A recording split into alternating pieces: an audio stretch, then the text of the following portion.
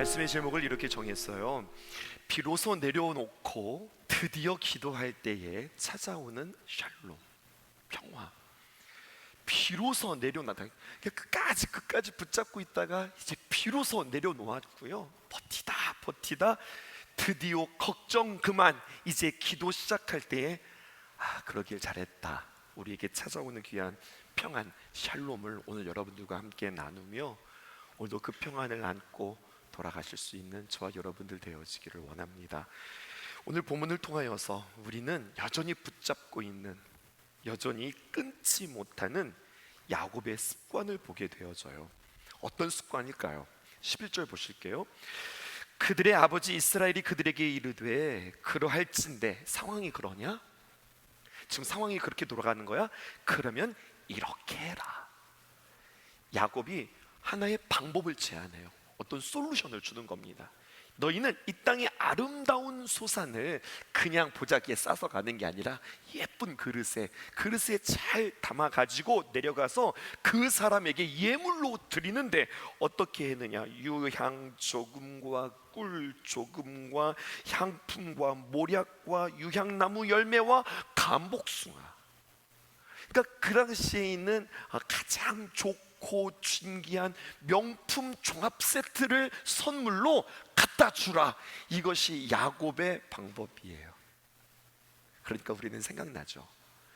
여전히 야곱은 위기를 만나고 어려움을 만나면 그때마다 그냥 자동적으로 툭툭 튀어나오는 옛사람이 있는 거예요. 뭐 생각나셨어요?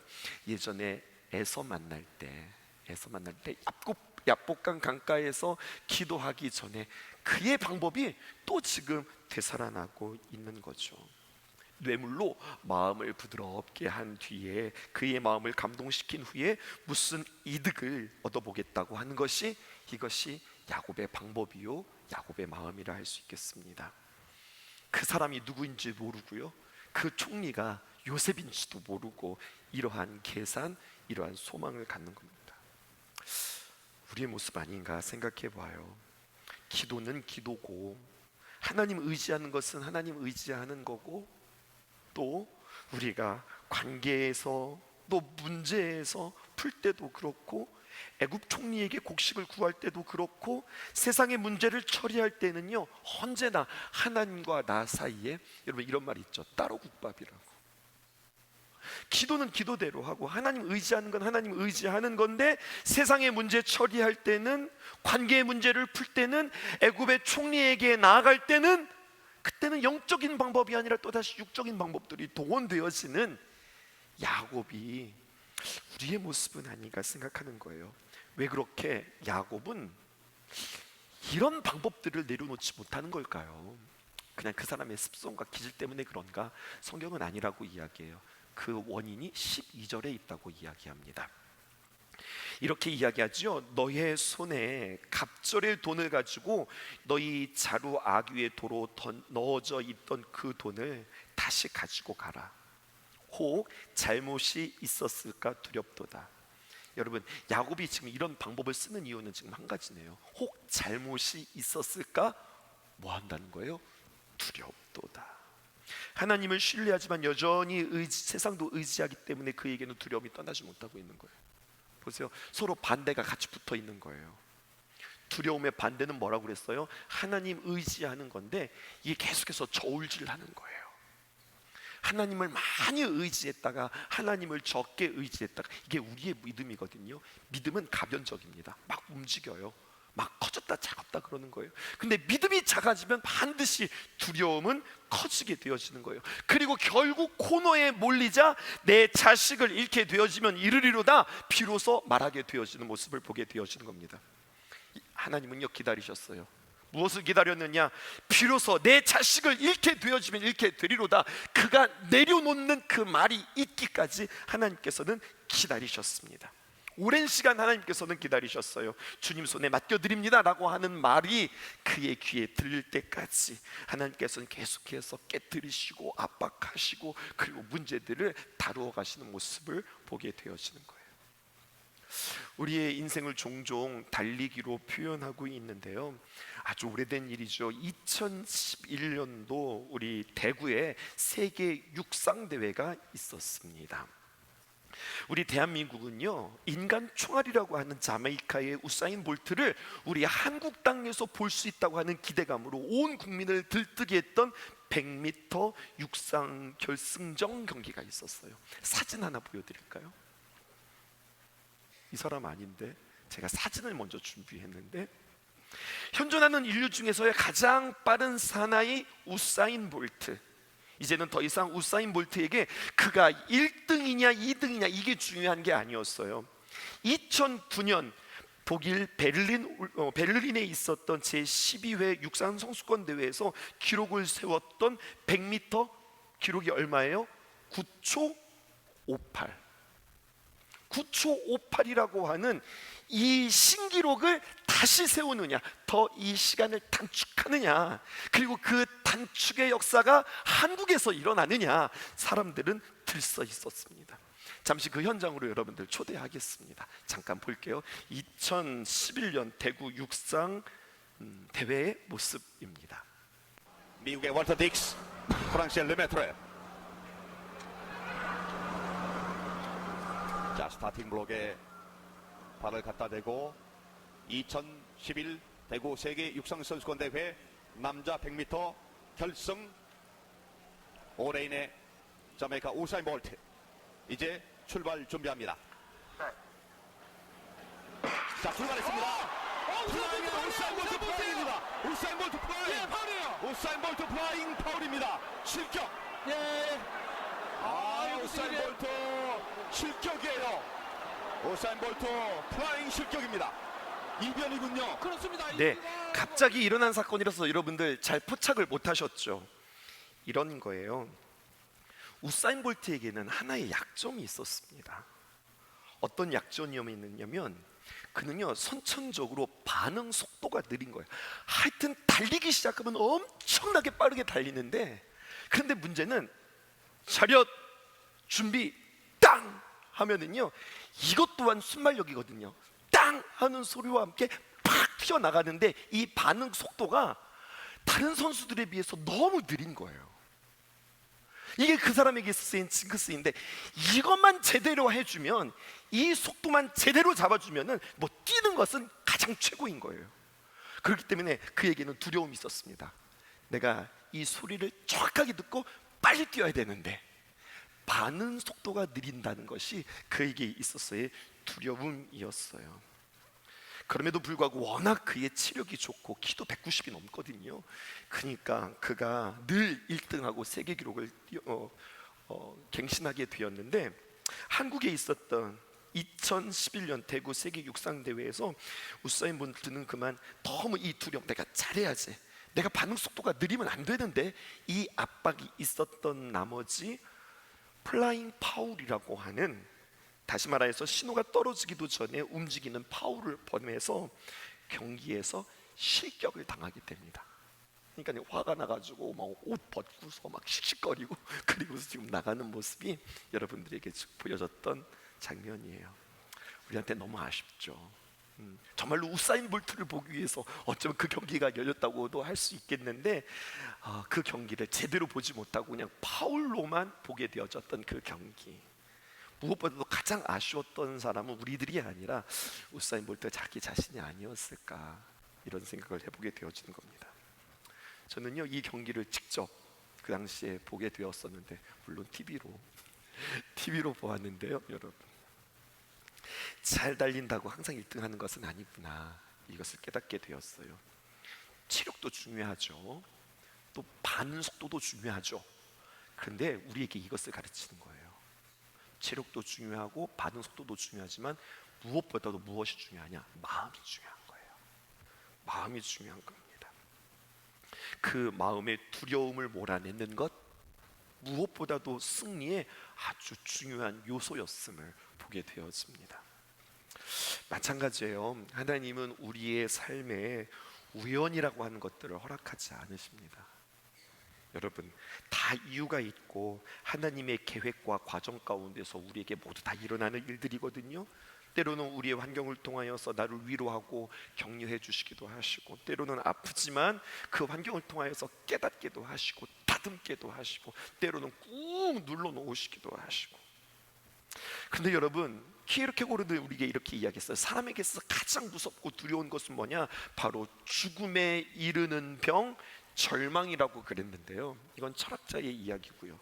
오늘 성경은 우리에게 그 절망보다 더 무서운 것이 있다라고 우리에게 이야기해요. 그것은 바로 무엇이냐? 절망보다 더 두려운 것은, 무서운 것은 바로 잘못된 희망, 빗나간 소망이라고 하는 거죠. 여러분, 이 말을 한번 잘 들어보세요. 낙심하고 절망하는 것도 큰 문제지만 더 문제는 뭐냐면요, 희망이 있는데 이게 잘못된 희망이에요. 빗나간 소망이란 말입니다. 방향이 틀렸어요.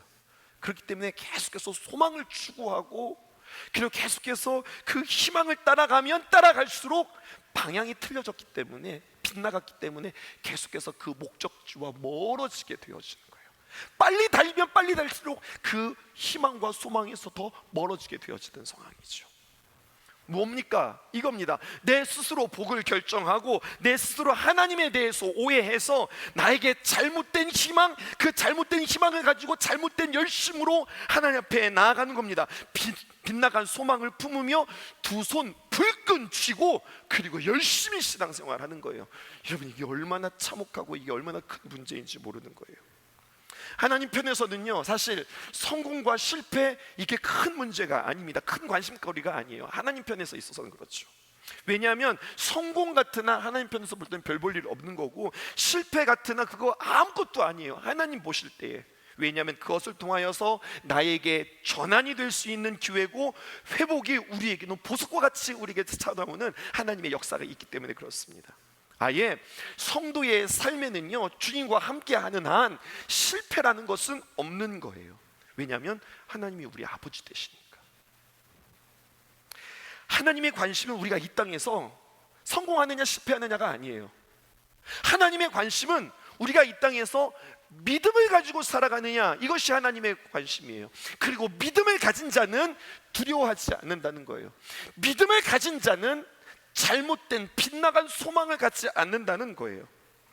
야곱이 베냐민을 자신의 손에서 놓으면 큰일 날 것 같고 죽을 것 같지만, 베냐민을 자신의 손에서 놓아야 베냐민도 살고 가정이 살고 모든 것들이 회복되어지는 역사가 있는 겁니다. 그런데 지금 야곱에게는요, 두려움이 있는 거예요. 어떤 두려움이니까? 잘못된 두려움입니다.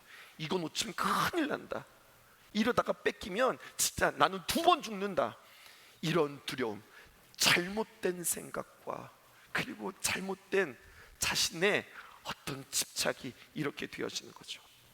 그런데 보세요, 14절에 전능하신 하나님께서 그 사람 앞에서 너희에게 은혜를 베푸사 그 사람으로 너희 다른 형제와 베냐민을 돌려보내게 하시기를 원하노라. 그리고 자기가 이야기하죠. 내가 자식을 잃게 되면 이르리로다.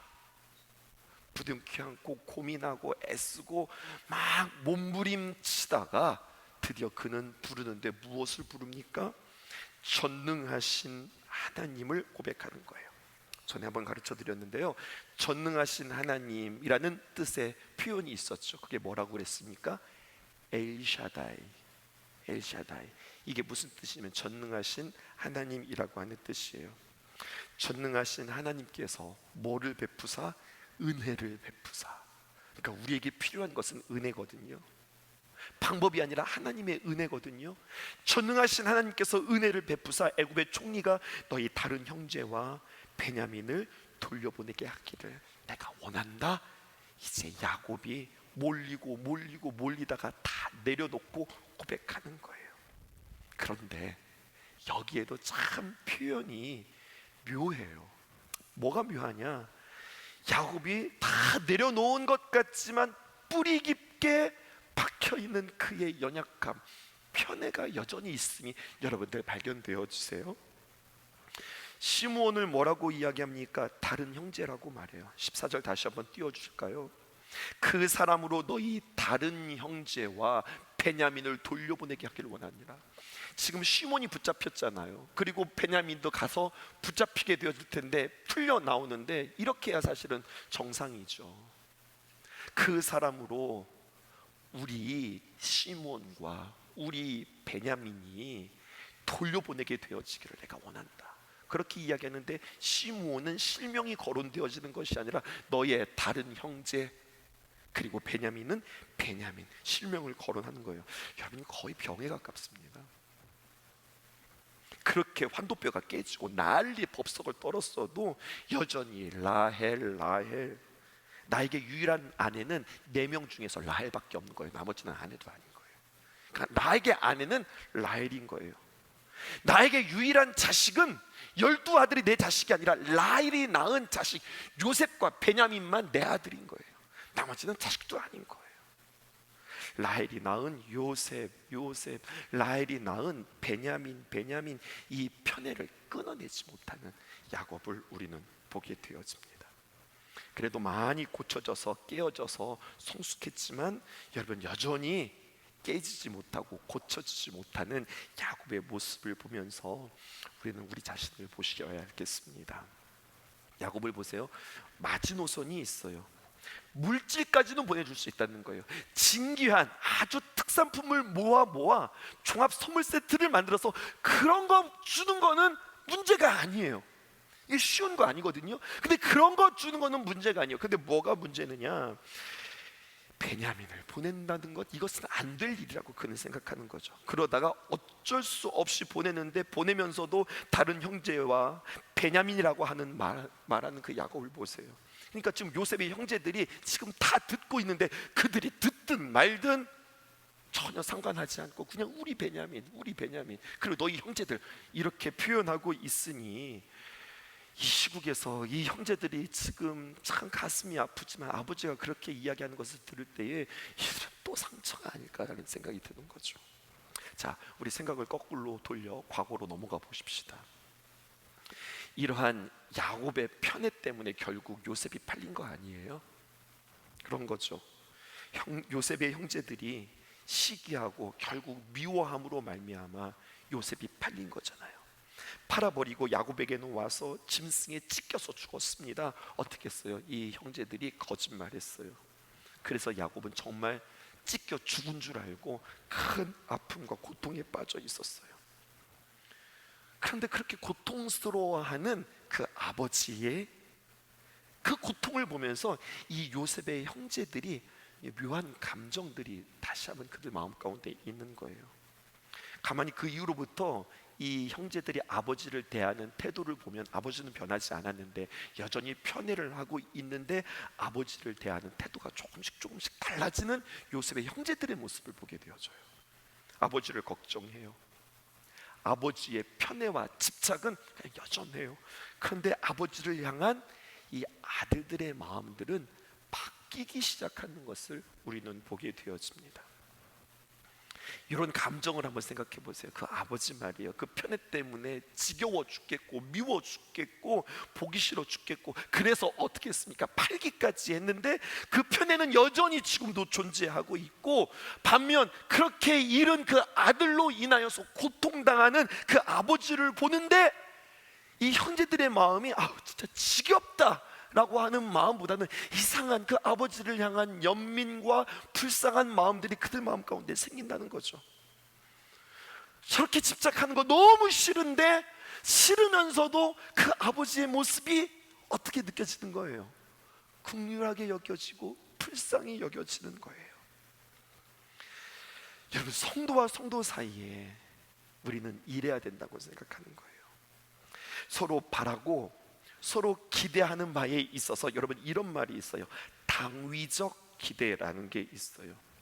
당연히 그래야지. 당위적 기대. 내가 너한테 이런 것들을 기대해. 당연히 그것은 인륜이고 당신이 사람과 사람 사이고 당연히 있는 일이야. 당위적 기대입니다. 그런데요, 이런 마음이 있을 때 사람과 사람 사이에는요, 갈등과 그리고 정죄가 있어요.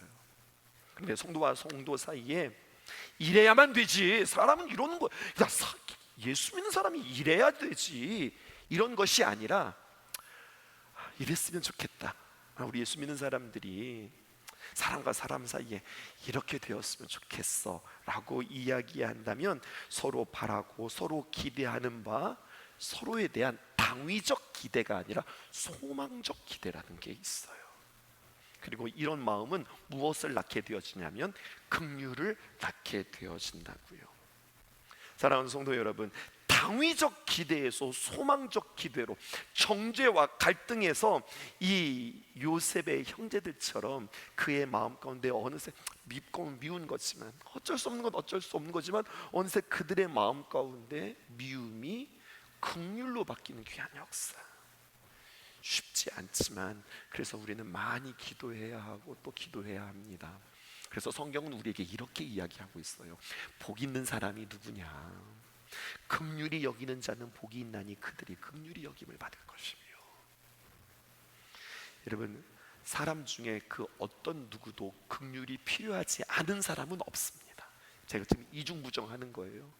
누구나 다 긍휼이 필요한 거예요. 목사도 마찬가지고, 성도도 마찬가지고, 부모도 마찬가지고, 자녀도 마찬가지고, 남편도 마찬가지고, 아내도 마찬가지고, 세상 사람들 모두가 다 연약하기에, 우리 목사님 말씀대로 우리는 다 공사 중이기에 우리는 다 뭐가 필요한 거예요? 긍휼이 필요하고 기다림이 필요한 거예요. 이것을 위하여서 기도하실 수 있는 저와 여러분들 되어지기를 원합니다. 이것을 통해서 두 번째, 우리는 당위적 기대에서 소망적 기대로, 정죄와 갈등에서 긍휼과 화해로 우리가 나아가야 된다고 하는 거죠. 첫 번째 여러분들에게 소개했나요? 절망보다 더 무서운 벽은 뭐라고요? 그것은 잘못된 희망, 빗나간 소망이라고 한다면, 두 번째, 우리는 당위적 기대, 조금 어려운 표현이었어요. 또 소망적 기대라고 하는 말을 여러분들에게 소개하면서, 당위적 기대, 야 사람이 당연히 이래야지 라고 하는 정죄와 갈등에서 소망적 기대, 불쌍히 여기고 긍휼히 여기고 그렇게 화해로 나아가는 우리들의 모습이 되어야 한다는 거죠. 마지막 한 가지 더 이야기하고 마칠게요. 야곱이 하나님을 부르는데 전능하신 하나님 뭐라고 표현한다고 그랬죠? 뭐라고요? 엘샤다이. 네, 이런 것들은 기억해 주면 좋을 것 같아요. 엘샤다 하나님을 부르는데, 엘샤다이 무슨 뜻이라고요? 전능하신 하나님. 전능하다는 게 무슨 뜻이에요? 불가능이 없다는 것이 전능한 하나님이라는 거예요. 그런데 전능한 하나님을 부르는 야곱의 표현에 뭔가 논리가 틀렸어요. 그걸 발견하셔야 돼요. 자, 14절 보십시다. 이렇게 표현하고 있습니다. 전능하신 하나님께서, 전능하신 하나님, 그러면 어떻게 되느냐? 내가 자식을 잃게 될 때 찾게 되리로다. 이래야 맞는 거죠. 왜? 하나님은 불가능이 없으신 하나님이니까. 전능하신 하나님께서 내가 자식을 잃게 되면 잃는 것이 아니라 잃게 될 때에 전능하신 하나님이니 하나님께서 찾게 하실 것이다. 이래야 맞는 표현 아니에요? 그런데 지금 이 야곱은 아주 깊은 경지로 들어가는 겁니다. 무엇이냐? 전능하신 하나님께서 그에게 은혜를 베풀 때 내가 자식을 잃게 되면 그냥 잃게 되는 거야. 왜? 그것도 하나님의 뜻이고 하나님의 섭리니까. 그리고 자식을 잃게 되면 자식을 잃게 되는 것으로 끝나는 게 아니라 그 다음에 또 하나님께서 뭔가를 준비하실 거야. 이 믿음이, 이러한 시선이, 이러한 성숙이 야곱에게 있어요. 여러분, 야곱은 고백하는 겁니다. 무엇을 고백하느냐? 잃으면 잃지만 잃는 것으로 끝나는 것이 아니라 우리의 생각 밖에서 우리가 생각하지 못한 그 무엇으로 우리의 뜻을 뛰어넘는 주권적으로 역사하시는 하나님의 역사, 그 손길은 영원히 우리와 떠나지 않는다. 어떤 부분들은 정말 이해가 안 되고, 아니 이해하기 싫고 받아들여지기 싫고 고통스러운데, 지금 야곱은 어떻게 이야기하느냐? 이 말을 쉽게 표현하면 이런 거예요. 하나님의 뜻이라면 전 괜찮아요. 여러분, 이 위대한 고백이 야곱에게서 터져나오는 거예요.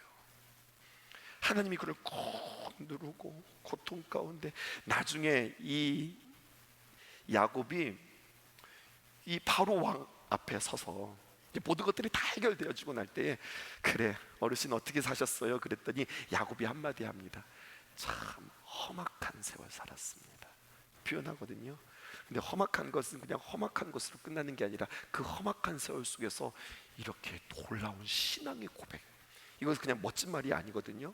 그냥 생각해서 그냥 멋있는 말을 한번 해볼까?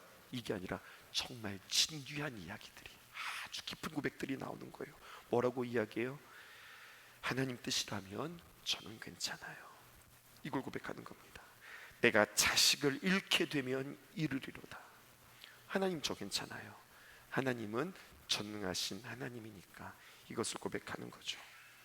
여러분, 이 고백이 여러분들에게 있기를 원합니다. 이 고백을 하나님이 들으세요. 하나님이 기뻐하십니다. 그리고 여러분, 이 고백을 누가 듣느냐? 사탄이 듣습니다. 이렇게 고백하고 선포하는, 예수의 이름으로 물러가라! 소리 질러서 물러가는 게 아니라 하나님이 하시니 나는 괜찮아, 이렇게 고백하는 자에게 사탄이 어떻게 그를 엄습하고 어떻게 그를 다룰 수 있을까요? 여러분, 이 고백이 우리에게 있기를 주님의 이름으로 축복합니다. 누구의 고백과 많이 닮지 않았어요? 에스더의 고백과 많이 닮았어요. 죽으면 죽으리로다 라고 하는 고백과 같다고도 이야기할 수 있겠습니다. 하나님만 의지합니다 라고 하는 고백이기도 해요. 오늘 성경은 우리에게 도전하고 있어요. 당신에게 있어서의 베냐민은 무엇입니까? 끝까지 이건 나의 마지노선이다, 내가 이거는 내려놓을 수 없어 라고 이야기하는 당신에게 있어서의 베냐민은 누구입니까? 더 구체적으로, 만약 당신이 야곱이라고 한다면 그렇게 야곱처럼 베냐민을 내려놓을 수 있겠습니까? 우리는 이것을 너무 쉽게 읽는 것 같아요. 그냥 너무 옛날 이야기, 동화 읽듯이 이야기 있는 것 같아요. 그래서 아유 참 야곱 어지간하다, 왜 이걸 못 놓지, 참 집착이 심하다라고 이야기하는데, 여러분, 내가 야곱일 때 입장 바꿔서 생각하면요, 여러분, 이것은 정말 쉬운 일이 아니에요. 야곱만큼 한다는 거, 여러분 이거 어려운 일이구나 라는 것을 깨닫게 되어집니다. 이렇게 표현하고 싶어요. 야곱이니까 이 정도 한다. 야곱이니까 하나님 앞에 그렇게 만남이 있었고, 그런 시련이 있었고, 그런 기도가 있었고, 그런 다루심이 있었기에 이 지경이 이르렀을 때에 베냐민을 내려놓을 수 있더라. 여러분, 이렇게 보셔야 합니다. 그러니까 너무 쉽게 이야기하셔서는 안 되는 거예요.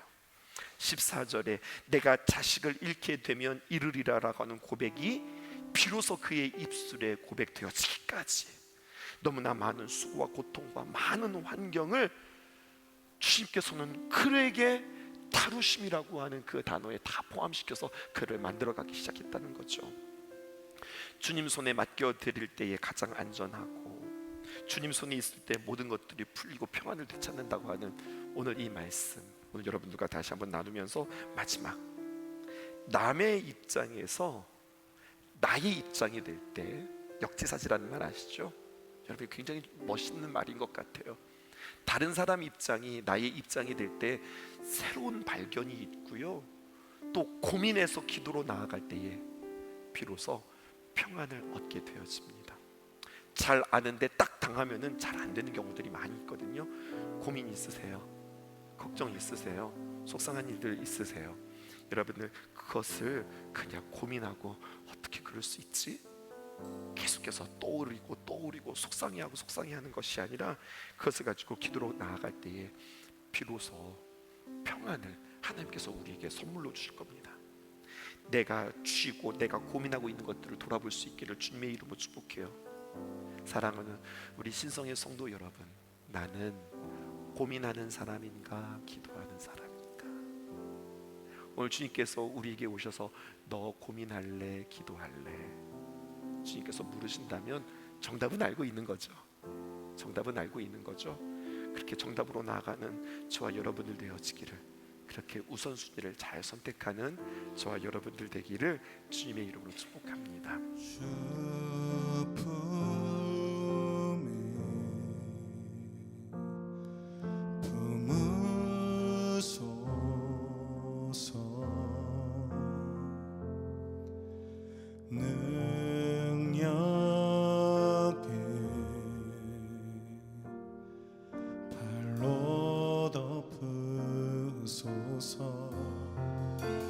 거친 파도가 향해 와도 주와 함께 날아오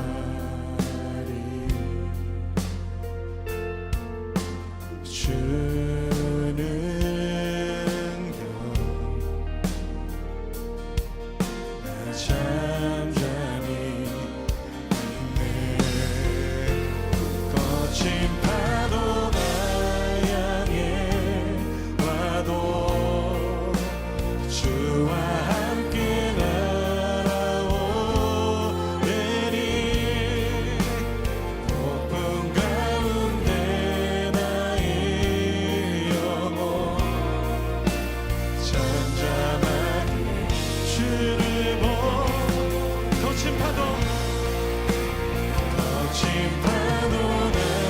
향해 와도 주와 함께 날아오르니 폭풍 가운데 나의 영혼 잠잠하게 주를 보리라.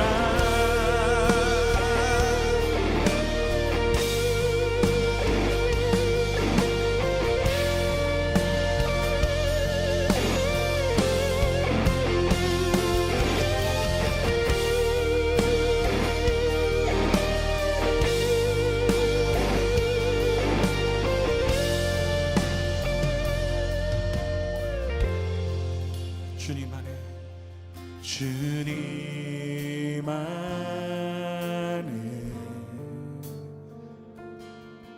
나 거하리.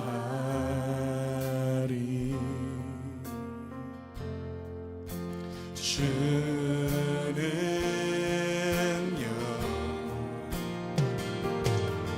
나 잠잠히 믿네. 거친 파도 나 향해 와도 주와 함께 날아오르니 폭풍 가운데 나의 영혼 잠잠하게 주를 보리라. 거친 파도 나 향해 와도 주와 함께 날아오르니 나의 영혼 잠잠하게 주를 보리라.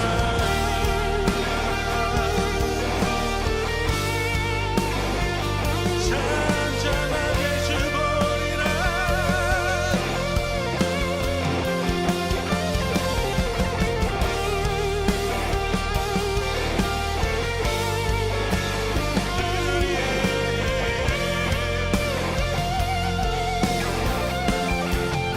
나의 영혼 주 바라보지라.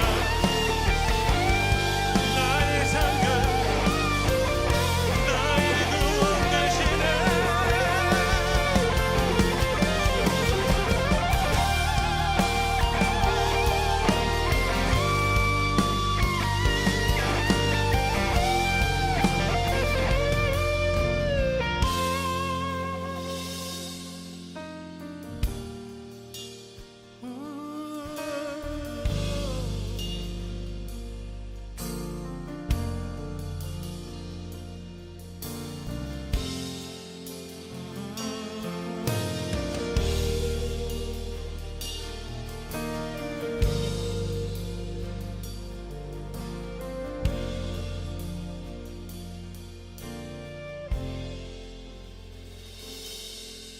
주님 안에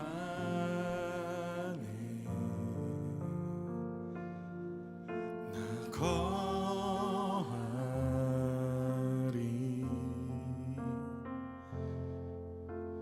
주는요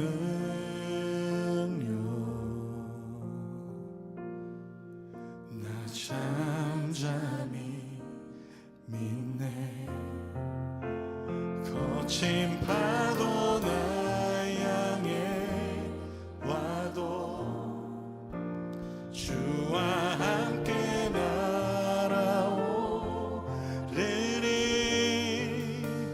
폭풍 가운데 나의 영혼 잠잠하게 주를 보리.